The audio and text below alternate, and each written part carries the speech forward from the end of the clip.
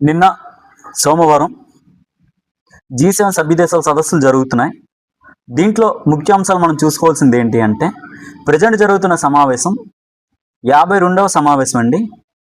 దీంట్లో India member కాదు. G7 సభ్య దేశాలు అనేది సంపన్న దేశాలకు సంబంధించిన సదస్సు అనమాట.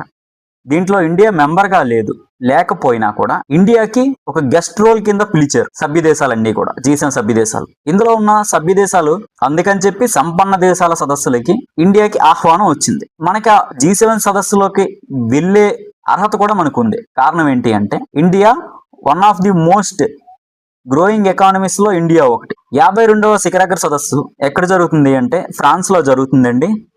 దీనికి ఇండియా గెస్ట్ మాత్రమే. ఇండియాతో పాటు మిగతా కొన్ని దేశాలకు కూడా పిలిచారు. అవి ఏంటి అంటే India, Brazil, Egypt, Kenya, south Korea, Qatar, Syria, Ukraine, UAE ఇవి కూడా ఉన్నాయి. పాల్గొనమని చెప్పి ఆహ్వానం అందింది. ఇండియా తరపున అటెండ్ అవుతున్న వ్యక్తి ఎవరు అంటే ప్రధాని నరేంద్ర మోడీ గారండి.